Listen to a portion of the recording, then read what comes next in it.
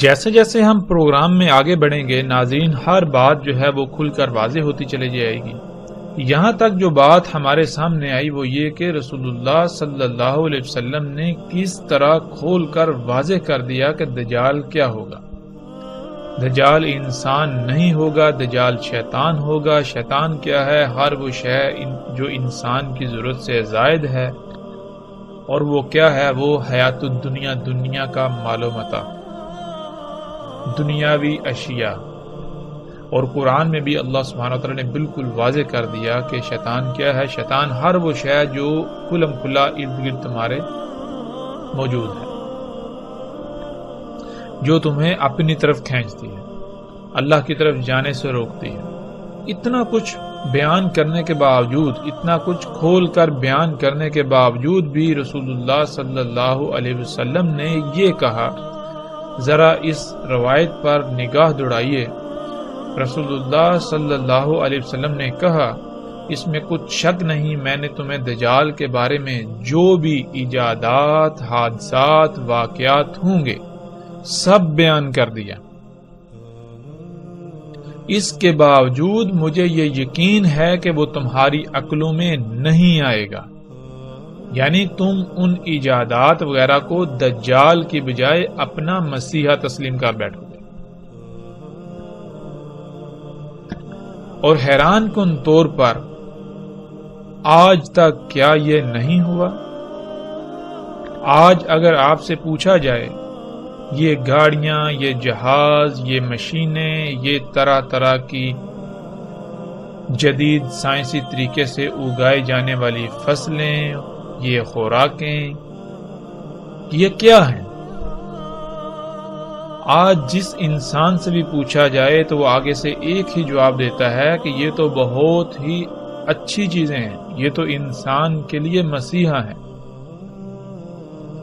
ناظرین، مثال کے طور پر اگر ہم تھوڑا غور کریں تو آج سے چند دہائیاں پہلے یا چند صدیاں پیچھے چلے جائیں تو اس وقت جب ایک عورت کپڑے دھوتی تھی تو اس کو کتنی محنت کرنا پڑتی تھی، کتنی مشقت اٹھانا پڑتی تھی، لیکن آج جتنے کپڑے وہ پہلے ایک ماہ سے بھی زیادہ مدت میں دھوتی تھی، اس سے زیادہ کپڑے چند لمحوں کے اندر ایک مشین جو ہے وہ دھو کر، سکھا کر تیار کر کے دے دیتی ہے، جس مشین کو ہم واشنگ مشین کہتے ہیں۔ اور یہ مشین کیا ہے؟ انسان کے اپنے ہاتھوں سے خلق کی ہوئی ایک مخلوق۔ آج جب ہم کسی سے بھی پوچھیں کہ یہ مشین کیا ہے تو ہر ایک کا یہی جواب ہے کہ یہ مشین جو ہے یہ انسان کے لیے سہولت ہے، یہ انسان کے لیے فائدہ ہے۔ یعنی یہ مشین کیا ہے؟ یہ مشین انسان کے لیے مسیحا ہے۔ لیکن اس کی حقیقت کیا ہے وہ ہم نہیں دیکھتے۔ ہم صرف اس کا ایک ہی پہلو دیکھتے ہیں جو ہمیں فائدہ مند نظر آتا ہے، اس کا دوسرا پہلو ہم یکسر نظر انداز کر دیتے ہیں، اور اسی کو رسول اللہ صلی اللہ علیہ وسلم نے کہا تھا کہ دجال آور ہوگا۔ ناظرین، جیسا کہ اس روایت میں ہے، رسول اللہ صلی اللہ علیہ وسلم نے کہا، دجال کے فتنے سے اعظم نہ کوئی فتنہ تھا اور نہ ہوگا یہاں تک کہ قائم ہو جائے گی ساتھ، اور نہیں کوئی نبی مگر اور تحقیق ڈرایا اس نے اپنی قوم کو اس سے، یعنی دجال کے فتنے سے۔ اور میں تمہیں اس کی خبر دیتا ہوں ایک ایسی شے کی جو کسی نبی نے خبر نہیں دی، کہ اس میں کچھ شک نہیں وہ آور ہوگا، اور میں گواہی دیتا ہوں میں اس پر شاہد ہوں کہ اس میں کچھ شک نہیں، اللہ ہرگز اور نہیں ہے۔ تو ناظرین، اور کسے کہتے ہیں؟ یہاں پر ہم سب سے پہلے لفظ اور کو سمجھتے ہوئے آگے بڑھتے ہیں۔ جب تک ہم لفظ اور کو نہیں سمجھیں گے تب تک ہم پر یہ بات واضح نہیں ہوگی، کیونکہ اور کا معنی کانا کے کر دیے جاتے ہیں۔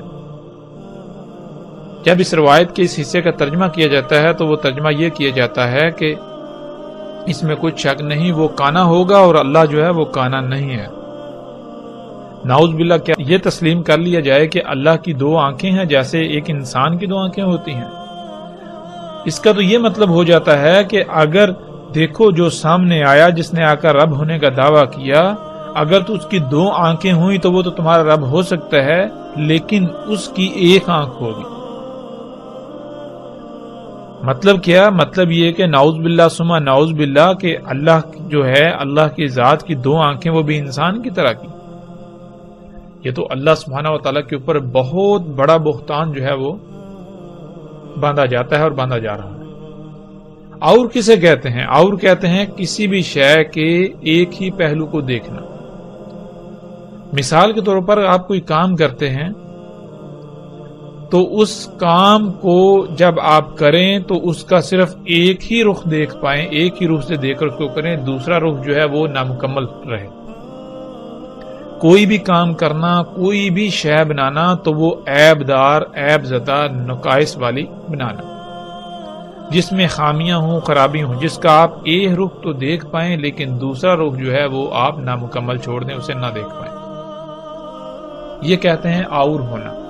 اور کہتے ہیں کوئی بھی ایسی شے جو خامیوں والی ہے، جو نامکمل ہے، جو ایک طرف سے تو مکمل نظر آ رہی ہے، اس کا ایک پہلو تو مکمل نظر آ رہا ہے لیکن دوسرا پہلو جو ہے وہ اس کا نامکمل ہے، خامیوں والا، خرابیوں والا، نقائص سے بھرپور۔ ناظرین، اللہ سبحانہ و تعالیٰ قرآن میں کہتے ہیں کہ اللہ نے ہر شے کا اس سے جوڑا بنایا۔ تو اسی طرح کوئی بھی شے ہے، کوئی بھی خلق ہے تو اس کا صرف فائدہ ہی نہیں، اس کا نقصان بھی ہوتا ہے۔ جب آپ کوئی بھی شے خلق کرتے ہیں یا کوئی کام کرتے ہیں تو اس کے دو پہلو ہوتے ہیں، ایک اس کا فائدے والا پہلو اور دوسرا اس کا نقصان والا پہلو۔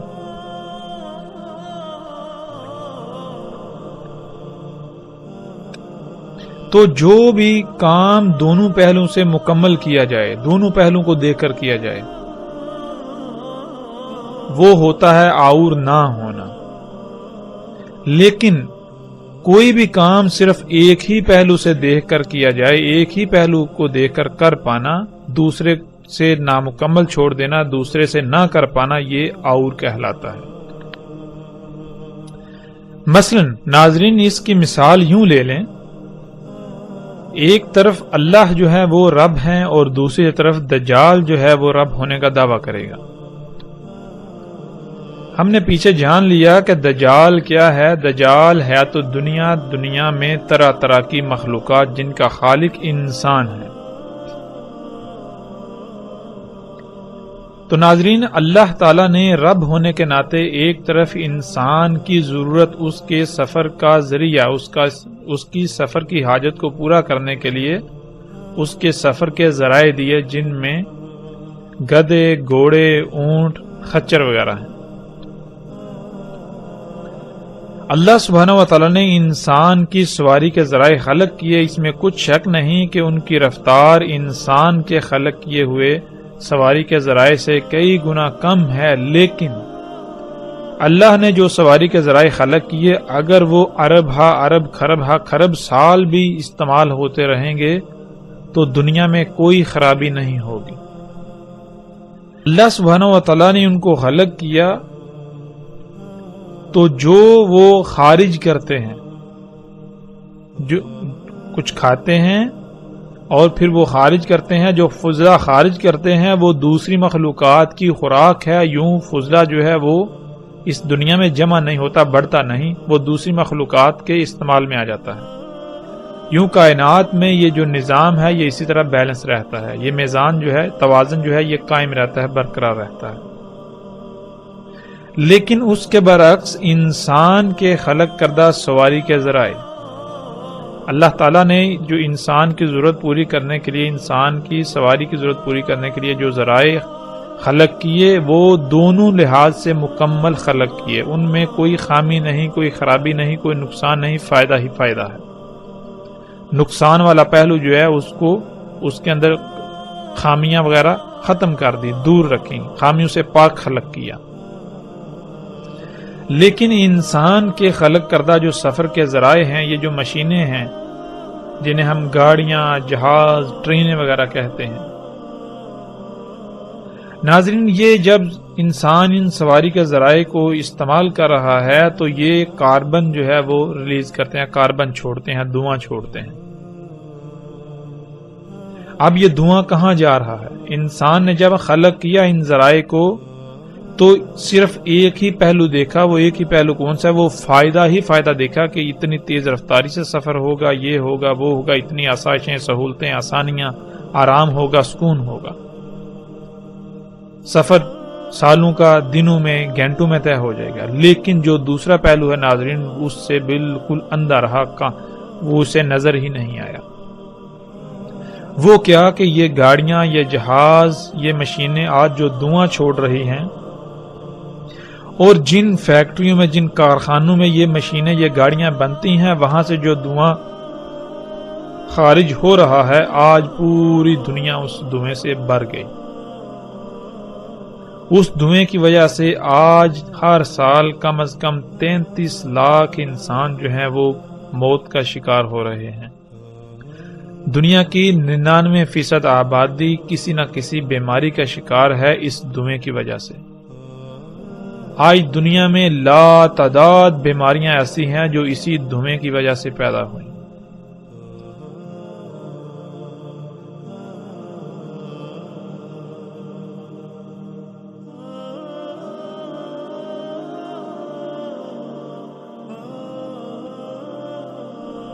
آج دنیا میں لا تعداد مخلوقات ایسی ہیں جن کا قتل ہوا، جو صفحہ ہستی سے مٹ گئیں، اور وہ اسی دھویں کی وجہ سے۔ ناظرین آج آسمان پھٹ چکا، اور آسمان کس وجہ سے پھٹا؟ اسی دھویں کی وجہ سے۔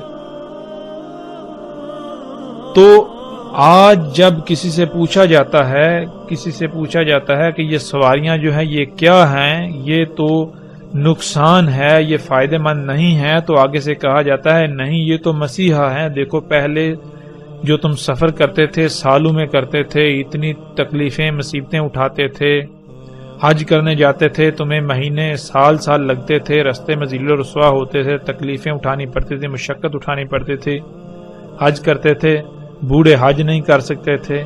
آج دیکھو یہ سواری کے ذرائع خلق کیے تو تم بڑے آرام سے بیٹھ کر جاتے ہو، اور وہی انہی مخلوقات جو ہیں یہ ان سے سہولتیں، فائدے اٹھاتے ہو اور حج کر کے گھر آ جاتے ہو۔ کتنا آرام دہ! یہ نقصان ہے یا فائدہ ہے؟ یہ فساد ہے یا اصلاح ہے؟ یہ دجال ہے یا مسیحا ہے؟ تو اس کو اصلاح پیش کرتے ہیں، اس کو مسیحا بنا کر پیش کرتے ہیں، اور اس کو پھر دنیا کی اکثریت جو ہے اسی کو مسیحا تسلیم کر رہی ہے۔ آج اس سب کو رب بنا کر بیٹھی ہوئی ہے۔ یہ ہے آور ہونا۔ تو دجال جو ہے وہ آور ہوگا، یعنی ہر وہ شے دجال ہوگی جس میں خامیاں ہوں گی، نقائص ہوں گے، خرابیاں ہوں گی۔ جو ایسی شے کو خلق کرے گی، خامیوں والی شے کو خلق کرے گی، خرابیوں والی اشیاء کو خلق کرے گی، وہ جو خالق ہوگا وہ دجال ہوگا۔ اللہ جو ہے وہ آور نہیں ہے۔ مطلب کیا؟ اللہ جو ہے وہ سبحان ہے، اللہ پاک ہے اس سے کہ وہ عیبدار خلق کرے۔ اللہ کوئی بھی کام جو کرتا ہے وہ اس کام کے دونوں پہلوؤں سے اس شے کو مکمل کرتا ہے۔ اللہ کی ذات جو بھی کام کرتی ہے، اللہ جو بھی کام کرتا ہے وہ دونوں پہلوؤں سے مکمل، ہر قسم کی خامیوں، خرابیوں سے پاک خلق کرتا ہے اللہ۔ تو ناظرین یہی وہ واحد ایک علامت تھی، یہی وہ واحد ایک خبر تھی جو دجال کی پہچان کے لیے رسول اللہ صلی اللہ علیہ وسلم نے منفرد بیان کی کہ جان لو دجال جو ہے وہ آور ہوگا، اللہ جو ہے وہ ہرگز آور نہیں ہے۔ مطلب کیا؟ ہر وہ شے جس میں خامیاں ہوں، جس میں خرابیاں ہوں اور انسان اس کے باوجود اس کو اپنے لیے مسیحا سمجھتا ہے، اپنے لیے فائدہ مند سمجھتا ہے، وہ کیا ہے؟ وہ دجال، انسان اس کے دھوکے کا، دجل کا شکار ہو گیا۔ اور جو بھی ایسا خلق کرتا ہے، جس سے بھی ایسا کام ہوتا ہے، جو بھی ایسا کر رہا ہے، وہ دجال ہے۔ اللہ جو بھی کام کرتا ہے وہ ہر لحاظ سے پاک مکمل کرتا ہے، وہ کسی قسم کی خامی، رائی برابر بھی کوئی عیب، کوئی فطور کسی شے میں نہیں چھوڑتا۔ تو جس شے میں بھی ہمیں یہ بات نظر آئے، خامی نظر آئے، خرابی نظر آئے، تو وہ کیا ہے؟ وہ دجال ہے، لہذا اس سے بچنا۔ پھر اس کے علاوہ اس روایت میں رسول اللہ صلی اللہ علیہ وسلم نے جو کہا وہ یہ، رسول اللہ صلی اللہ علیہ وسلم نے کہا کہ نہیں تھا، یعنی کہ ماضی میں بھی ایسے، یہ جو دجال کا فتنہ ہے یہ ماضی میں بھی گزر چکا۔ اور پھر اس فتنہ کو کیا کہا؟ رسول اللہ صلی اللہ علیہ وسلم نے کہا یہ فتنہ کیا ہے؟ اعظم، اس سے اعظم کوئی فتنہ نہیں ہوگا۔ اعظم کسے کہتے ہیں؟ اعظم اس کا مادہ ہے عظامہ، عین زوئیں میم۔ عربی میں عظامہ ہڈی کو کہتے ہیں، ہڈی میں مضبوطی پائی جاتی ہے، سختی پائی جاتی ہے، قوت پائی جاتی ہے، اور ہڈی جو ہے وہ جسم کے اندر پائی جاتی ہے، گوشت کے اندر۔ ہڈی جو ہے اگر اس کو ٹیڑھا کریں تو وہ ٹیڑھی نہیں ہوتی، وہ مڑتی نہیں۔ اگر آپ ٹیڑھا کرنے کی کوشش کریں گے تو وہ ٹوٹ جائے گی۔ پھر اسی طرح ہڈی جو ہے وہ گوشت کے اندر پائی جاتی ہے، جسم کے اندر پائی جاتی ہے۔ اگر جسم کے اندر سے تمام کی تمام ہڈی نکال لی جائے تو پیچھے جسم کی کیا اہمیت رہے گی، کیا حیثیت رہے گی؟ اس شے کو اعظم کہتے ہیں۔ رسول اللہ صلی اللہ علیہ وسلم نے کہا کہ جتنے بھی فتنے ہیں ان میں سے اعظم جو ہے فتنہ دجال ہے، یعنی کہ دجال کا فتنہ ایسا فتنہ ہے اگر اس فتنے کو فتنوں سے نکال دیا جائے تو باقی فتنوں کی اہمیت و حیثیت بالکل ایسی ہی رہ جائے گی جیسے جسم کے اندر سے، گوشت کے اندر سے تمام کی تمام ہڈی نکال لی جائے تو جو جسم کی اہمیت و حیثیت رہ جاتی ہے۔ اس سے جو بات سامنے آئی وہ یہ سامنے آئی کہ دجال بنیادی طور پر دنیا ہی کے فتنوں کا نام ہے، لیکن دنیا کے فتنوں کی ان پیک کا نام ہے، یعنی کہ جو سب سے اوپر والے، جو سب سے بڑے فتنے ہیں دنیا کے۔ آدم علیہ السلام کی تخلیق سے لے کر قیامت تک آنے والے جتنے بھی فتنے ہیں ان میں سے جو سب سے بڑا فتنہ ہوگا، جو سب سے بڑا فتنہ تھا، وہ کون سا فتنہ ہے؟ وہ فتنہ دجال کا، وہ فتنہ دجال ہے۔ یعنی کہ اب فتنہ کسے کہتے ہیں یہاں ہمیں یہ بھی سمجھنا بہت ضروری ہے۔ جب تک ہم لفظ فتنہ کو نہیں سمجھیں گے تب تک ہمیں جو ہے مزید بات واضح نہیں ہوگی۔ ناظرین فتنے کو ہم ایک مثال سے سمجھ لیتے ہیں۔ مثال کے طور پر ایک شے ہے، مثلا آپ ایک شیمپو بناتے ہیں، مارکیٹ میں اس سے پہلے بال دھونے کے لیے کوئی ایسا شیمپو وغیرہ موجود نہیں، آپ نے سب سے پہلے ایک شیمپو بنایا، وہ بازار میں آیا تو آتے ہی وہ لوگوں میں مقبول ہو گیا۔ جب کوئی بھی وہ شیمپو خریدتا ہے، اس سے بال دھوتا ہے تو اس کے بال انتہائی اچھے زبردست ہو جاتے ہیں اور وہ بہت مشہور ہو جاتا ہے۔ اب کیا ہوتا ہے، کچھ لوگ ایسے ہیں کہ جن کے دل میں لالچ پیدا ہوتا ہے، جن کے دل میں مرض ہے، وہ کیا کرتے ہیں، وہ ایسا کرتے ہیں کہ وہ آپ نے جو شیمپو بنایا بالکل اسی طرح کا ایک نقل بناتے ہیں، ایک یا ایک سے زائد نقلیں بناتے ہیں اور وہ بازار میں لے آتے ہیں۔ تو ناظرین جب تک بازار میں آپ کا بنایا ہوا ایک ہی شیمپو موجود ہے تب تک اگر کوئی بچہ جائے، نوجوان جائے، بوڑھا جائے، عالم جائے، جاہل جائے، کوئی بھی جائے، اس کو کسی قسم کی کوئی پریشانی لاحق نہیں ہوگی. وہ دکاندار کو پیسے دے گا، قیمت دے گا اور شیمپو اٹھا کر لے آئے گا. لیکن جب اس اصل کے مقابلے میں ایک یا ایک سے زائد نقالیں آ گئیں تو جب بھی کوئی جائے گا، خواہ وہ بڑے سے بڑا علم رکھنے والا ہی کیوں نہ جائے، جب وہ جائے گا اور شیلف پر پڑے ہوئے شیمپو دیکھے گا، ایک ہی لیبل کے اندر 10 بوتلیں پڑی ہوئی ہیں، تو ان میں سے جب وہ ایک خرید کر لے آئے گا، آ کر جب استعمال کرے گا تو اسے پتا چلے گا وہ یہ تو جعلی ہے، یہ تو نکلی ہے. اب جب دوبارہ اگر وہ خریدنے جاتا ہے یا آپ خریدنے جاتے ہیں تو آپ کے اوپر یہ امتحان جو ہے وہ طاری ہو جائے گا. آپ ایک امتحان میں پڑ جائیں گے کہ آیا ان میں سے اصلی کون سا ہے. کیوں؟ اس لیے کہ 10 بوتلیں پڑی ہوئی ہیں، ان میں سے ایک اصلی ہے، باقی 9 جو ہیں وہ جعلی ہیں. اب دیکھنے میں جو ساری وہ بالکل ایک جیسی لگ رہی ہیں. ایک جیسی تو دور کی بات ہے، جو نقل ہے وہ ایسی بنائی گئی کہ جو اصل ہے وہ نقل کے مقابلے پر نقل نظر آ رہی ہے. تو ناظرین، ایسے میں کوئی بھی انسان جب جائے گا، ہاں وہ کتنے ہی علم والا کیوں نہ ہو، تو اس کے اوپر ایک امتحان جو ہے وہ برپا ہو جائے گا کہ آیا ان میں سے اصل کون سی ہے، ان میں سے اصل شیمپو کون سا ہے.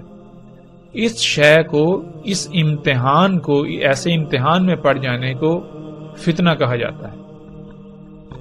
اللہ سبحانہ و تعالیٰ نے انسان کو خلق کر کے دنیا میں ایک مقصد کے لیے بھیجا.